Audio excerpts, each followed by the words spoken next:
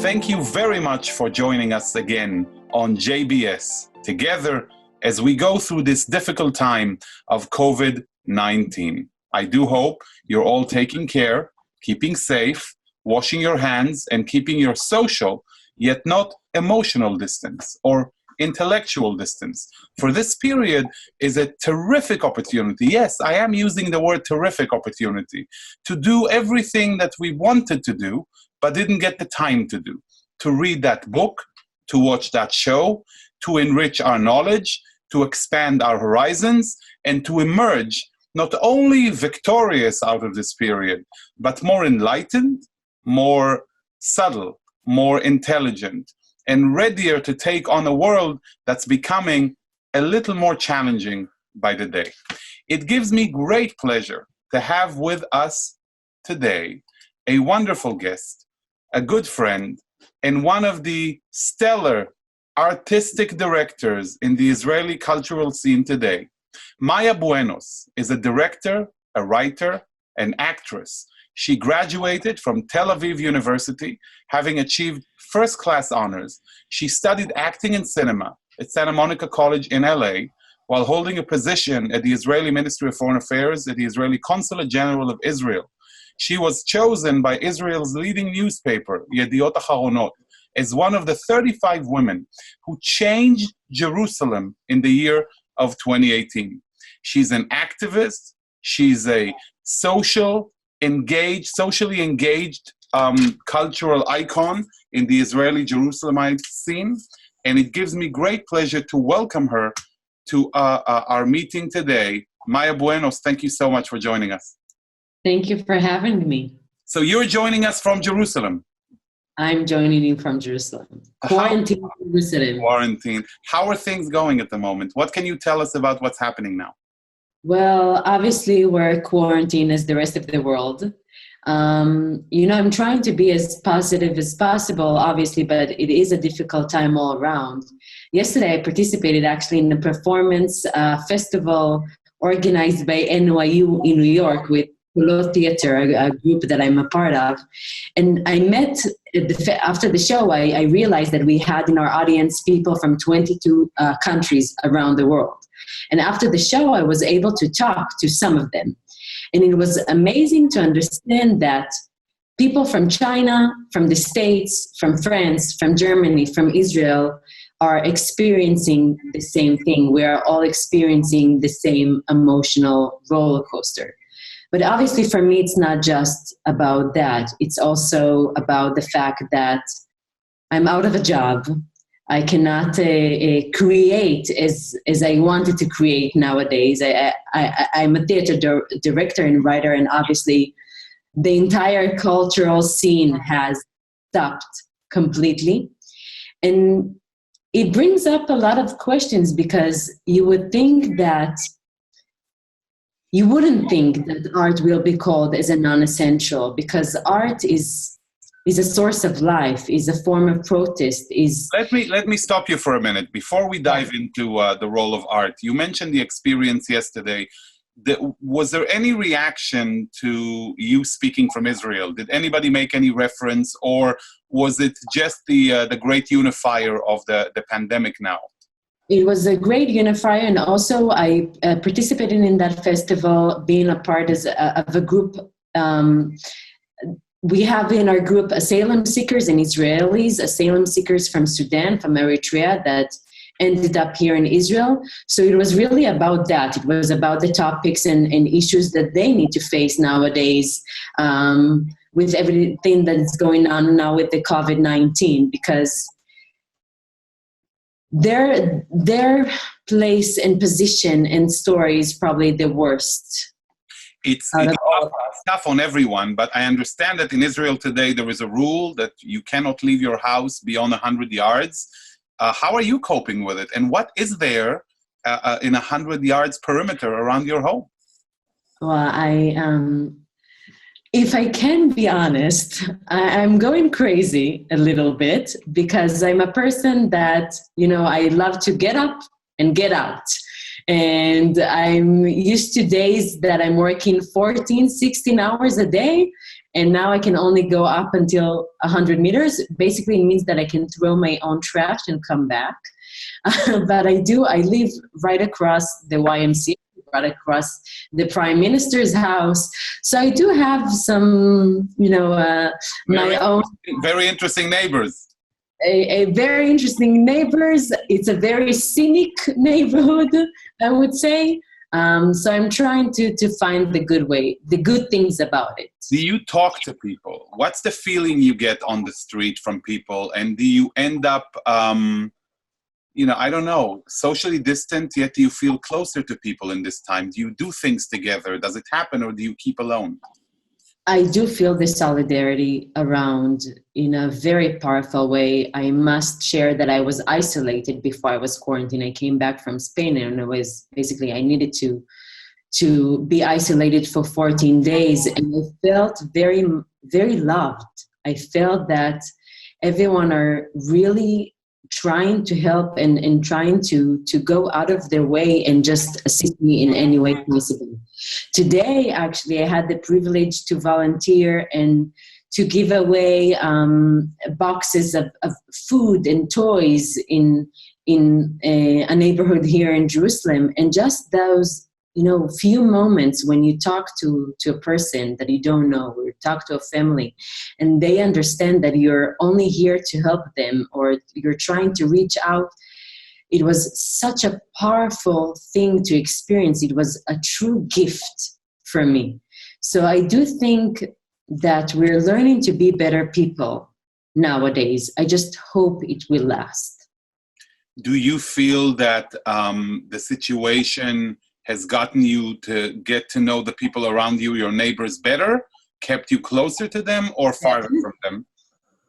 Definitely, much closer. I know all of my neighbors now. They're my new family for the next few weeks. I don't know what I'm going to do for Passover, because I can't go to my mom's house. I can't go to my dad's house. You live alone. I live alone. I don't have a family of my own yet. So they became my family now. We look out for each other. That's the true meaning of community. Nowadays we're talking a lot about communities. That's the true meaning of community. And I think that this is the greatest gift Jerusalem had ever given to me. Not only during COVID-19 days, but all in all. So isn't that amazing that, I'm facing this always, but especially in these days of pandemic, we are reminded of the meaning of the word community and what it truly, the significance it has on who we are. Without a doubt. Also think about technology. Everyone are talking about how we're going to go to an online world after COVID-19. But when you think about it, the technologies that we use most now is the technologies that give us the ability to see another person, to talk face to face to another person. This is why we're all using Zoom and WhatsApp video and FaceTime, and this is what we're craving more than anything, just to see the human touch. That's very true. I want to ask you something about the economic ramifications. We know that usually the cultural scene does not enjoy rich budgeting by the government, or it does not, as we call it, swim in funds and funding. My question to you is, in this time and age, what are you hearing from your fellow directors, actors, artists who are engaged in this scene? What's the general feeling in this time vis-a-vis the ability of the cultural scene to sustain itself long-term after COVID-19? Well, there's a great anxiety because we're facing an event that we have never faced before. We know when it started, we don't know when it will end. And obviously the culture scene will probably be the last thing to go back to normal. It will take time that people will feel safe enough to sit in a theater hall with hundreds of other people. And also there's a big problem now in Israel when it comes to people who are independent in any way, because we usually were not eligible to get funds from the government when we're out of a job. When you're saying independent, you mean freelancer, self-employed? Exactly. If I want to translate it to what? Yeah. Exactly. And I'm a freelancer. I'm a self-employed director. Most of us are actually. So it's a big problem now, and I hope that the government will take care of it as they're promising to do. But there's a great anxiety without a doubt, and people are eager to go back and to create and to go on stage. And we're trying to do it now. We're trying to create in a different way. I don't think that I was talking about how art is being declared now as a non-essential. Right. I think art is extremely essential now. But I think that we're essential in a different way. I think this is the time for us to sit this one out, just to observe, to watch, to listen, to understand the stories that are happening now, because when this crisis will be over, and it will be over, obviously, one of these days, we'll be the ones to tell those stories. So for me, a lot of experts told me you should do a live session on Facebook. Well, sorry, but the theatrical medium is not live when it's on Facebook. I need the truly live encounter between the stage, between the performance and its audience. And I'm waiting for that to happen again. So in the meanwhile, I'm writing and I'm observing and I'm listening. I can only imagine the oceans of creativity that may emerge as a result of this situation we're at, with the different angles, and you with your specifically and spectacular eye on these events. I can just try to imagine what's going on in your mind as you will create after this COVID-19. I do try, because again, I think that art is probably for me, it's a small and modest way to create a change, a social change in our community. And that leads me to my next question, because I really want to acquaint our audience with not only with you and with your charm, being such a spectacular up-and-comer in the Israeli cultural scene, but with your work, because your work has touched the nerves of Israeli society. You don't just write plays that are only, flimsy or, kind of enjoyable, slight comedy relief. You touch topics that are truly the core nerves of Israeli society. I want to mention one, and maybe you can share a little bit about it, a play that you wrote about the Holocaust, relating to the survivors. What can you tell us about this? Before I'll tell you about I'll tell you in a minute about the play, but a year ago I gave a lecture, and in my introduction, the audience was told that I make people cry. This is how they introduced me to the audience. So yes, it's true that I didn't get the chance to do comedies up until now, not in that way. But it's true that I'm picking topics that I feel that we should definitely debate upon. Now, the play that you're talking about is a play called E Syndrome, which is a musical theatrical play following the Adolf Eichmann trial that happened 59 years ago in April 1961 here in Israel, in Jerusalem. And what people usually don't know, or they're not aware of, or they don't realize, is that the Adolf Eichmann trial did not take place in a courthouse. It took place on a stage. It took place at the Shahar Azani Theater Hall, a concert hall that was actually prepared and organized especially for the trial. And obviously, as a theater director and a writer, it brought up many fascinating questions. And at the time... Let me ask you something. So you're talking about an art center that hosted such an unbelievable episode in Israeli history, a milestone, really.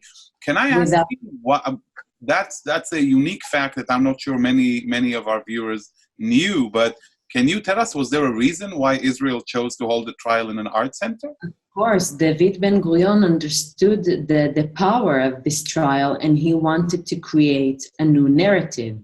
And he understood that he needs to do it through the theatrical medium and through the media coverage, obviously. The stage was designed especially for the trial. They had red carpets, and you cannot talk about red carpets without thinking about the symbolic aspect of it, that it symbolized obviously the victims. The glass, I would call it a cage because it looked like a cage, but the glass stand where Eichmann was sitting was positioned right across the victim's stand because they wanted to create direct line between the victim and the murderer. The fact that people bought a ticket, they had to have a ticket in order to enter the trial. There was an audience. It's something, obviously, when we're talking about trials, you're always talking about many performative aspects. But the fact that it was taking place in a theater hall, on a stage, it brings up a lot of questions. It brings up the question of how we remember.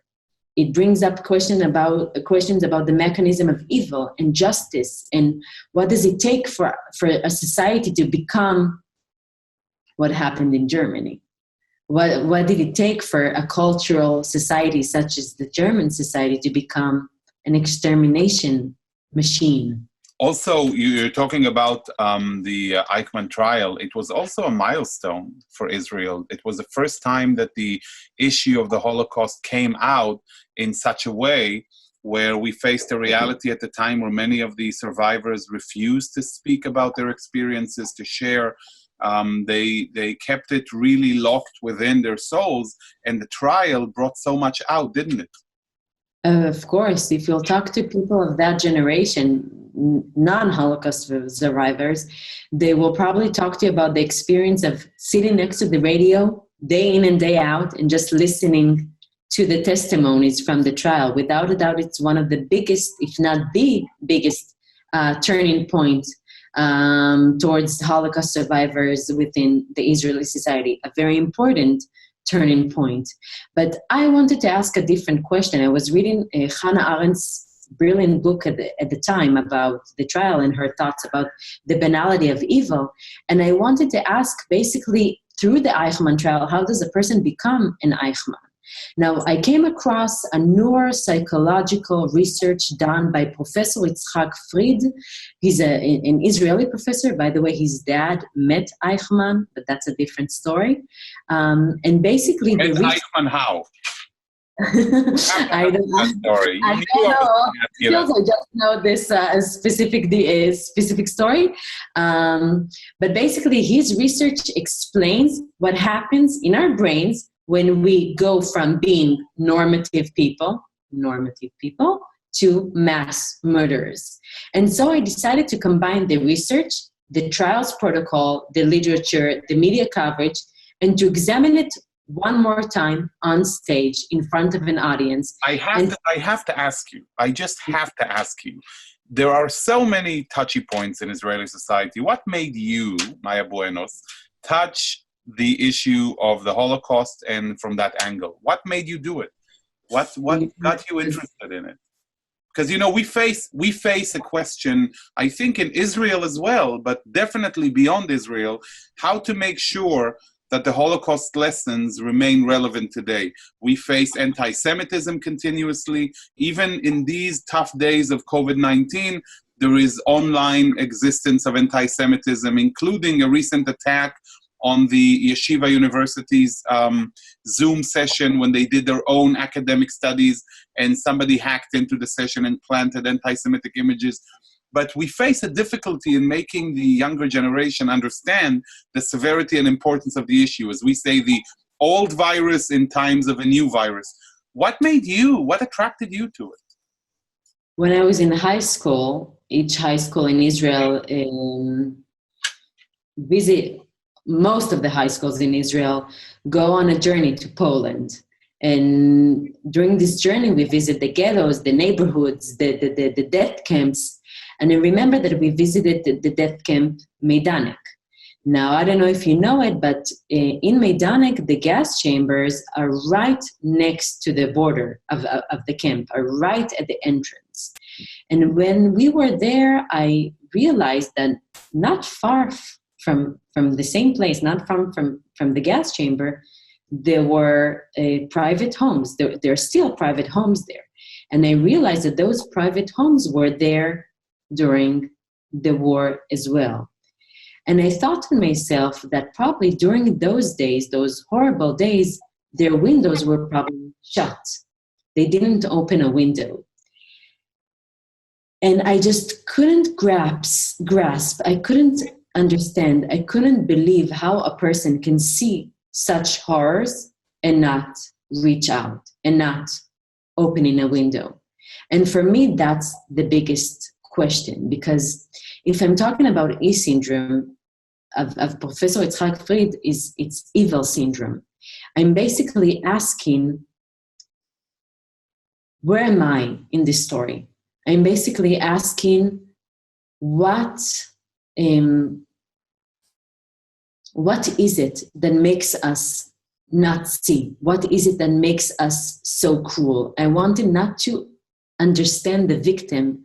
I wanted to understand the person that they're bystanders. The bystanders who sometimes were more than just bystanders. I very much relate to what you're saying, Maya, and I want to share with you that I take the time to be reminded of, important or reread some of the interesting books in the library. And I have to say that the last week I took another look at Night by Elie Wiesel. And one of those, in one of the episodes, Wiesel describes a scene where the Jews are being transported in a cattle car on the train. And at some point, the train stopped, and they weren't requested to get off the train, but it stopped amid a settlement where you had Germans. And one of the Germans making his way to work noticed the Jews on the train, 100 people inside a tiny cattle car, and threw a breadcrumb into their midst, just to watch the Jews fight over it. And when they saw the commotion that was caused as a result, many other Germans assembled around the cattle car and threw more breadcrumbs into the cattle car to see the Jews fighting for it. And I think your question is, and his question, Elie Wiesel's question, is more relevant than ever in saying, what makes us do this, not as the victim and the immediate perpetrator, but maybe instead of bystanders, we should call it vicarious perpetrators. Definitely. I always say that my goal in life is to open a window.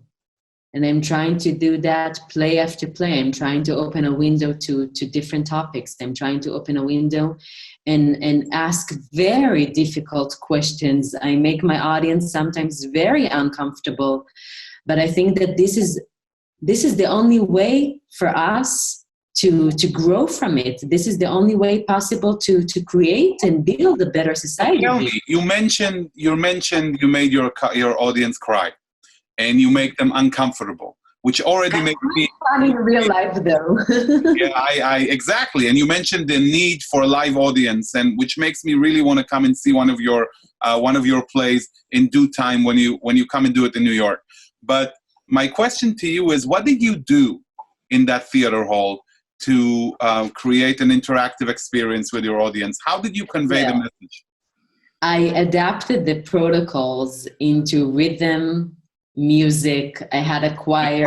The trial protocols. The trial protocols, I adapted them to music and songs. I worked with a wonderful composer, Daniel Fine, that did the unbelievable task of composing trial protocols. Wow. And I did that because I wanted to use music as a manipulation on the audience. I wanted the audience to enjoy horrors.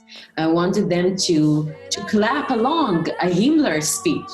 I wanted them to cry. I wanted them to laugh. Wait. I just want to know if I heard correctly. You got your audience to clap, an Israeli, mostly probably Jewish audience, to clap for a Himmler speech? Exactly, because this is what a theater can do. This is how we can numb people into and making them think something that maybe they didn't want to think before. This is the research. This is what's happening. This is how a cultural society can become a very dangerous society. At what point, or if at all, did they realize? They realized. How did that work? Tell us a little bit about that. They're singing, they're clapping, and all of a sudden there's silence. You hear the claps just go slower and slower until they're completely done. But what I do in this play is that I manipulate the audience, and right after I break the same manipulation in order for them to realize what I've just done. So they're aware all the time of what is happening. And how do they react to it, Maya? How do they react to that revelation? In a very powerful way, in a very powerful way. Also, I have a scene in this specific play when I ask a member of the audience to do something a bit violent. I ask the members of the audience to throw a shoe at my performance. Now, I do it in a very in a safe way. I know exactly where to tell them to throw it. I know how to make sure that I'm not hurting my performers, God forbid. But every time, the audience member that I'm approaching is saying yes. Basically, every time I'm getting a member of the audience to do something that is very violent. And why? Because I'm giving him the right set, the right conditions, the right scenery. And so we say yes. And this is what's scary, because I'm trying to ask the Israelis. Tailor-make the circumstances to make ordinary, cultured, cultivated people act in a way that they think is appropriate in your eyes, and you lead them on a path where they do it even subconsciously. It's amazing. Exactly. This is why I don't like when people say Eichmann was a monster, Eichmann was a beast. No, Eichmann, Hausner called him a tiger in the jungle. Eichmann was a person. Eichmann was a human being. If you look at pictures of Eichmann, he looks like a nice librarian. Eichmann was an ordinary man. And I think that, again, this is why I'm trying to ask, how do we become an Eichmann? How do we go from being doctors, teachers, factory workers, artists into racists, haters, and murderers? How do we do that? I think that the experience that you're describing, Maya, is not only an Israeli Jewish experience, even though it pertains to humanity's most atrocious part of our history, the Holocaust, but it's also a reminder of who we are and what role, positive and negative, we can play in our surroundings and the world we live in. And again, even the E syndrome is one more great unifier, because that kind of show can resonate beyond the borders of Israel. Did you get the chance to present abroad with the E syndrome? I didn't get the chance to present it abroad, but I did participate in a director's seminar, an international director's seminar in Chicago in 2017. And it's interesting that you say that, because when I got to Chicago, there was a big story in the media about a white man getting into a car and just driving through a black protest, and obviously hurting many, many people. And I realized that racism is racism. Hatred is hatred. E syndrome is E syndrome, as you said. I realized how the Eichmann trial is a universal story that we all need to talk about, that we all need to question ourselves about. The Holocaust, I remember that as a child, I kept asking my mom, how did the world didn't do anything? And I think that this is the greatest lesson that we must take from the Holocaust, that we need to remember, definitely, without a doubt, but we need to remember and make sure that this will not happen again. Through theater, I'm making sure that it will not happen again. Through art. That is, I want to thank you, Maya. I think what you described was incredibly relevant and super interesting. For me, it's what you said about the homes that were adjacent to the fence of the camp, Majdanek, where the mass murder was taking place, literally underneath people's windows. And I very much relate to your message of not only remember, but make sure to do something about this in making that not happen again, and that reality to be only a distant part of our history. I want to wish you the best of health. I want you to keep safe in Jerusalem, and I'm looking forward to catching up with you again very, very soon. And to all of you, our viewers, I think this has been one of the most eye-opening conversations I've had in a while, and I hope you feel the same. And I already know that once those ticket options open for the E Syndrome to be shown in New York, beyond Broadway, into the realms of our minds, I'll be the first one in line to get a ticket. I want to thank you, Maya, and I want to thank you, our audience, together during this time of COVID-19. I'm looking forward to seeing you again soon. Keep safe and be healthy. Thank you very much. Thank you.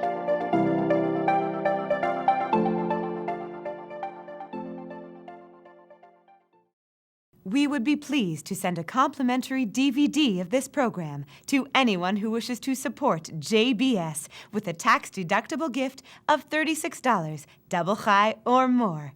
Simply visit the JBS website at jbstv.org and click on the Donate button to make a donation by PayPal or your credit card. And please indicate the program for which you would like a DVD. Or you can send your tax-deductible check to JBS, P.O. Box 180, Riverdale Station, Bronx, New York, 10471. And again, please remember to indicate which program you would like to receive with our compliments. And we thank you for your kind support.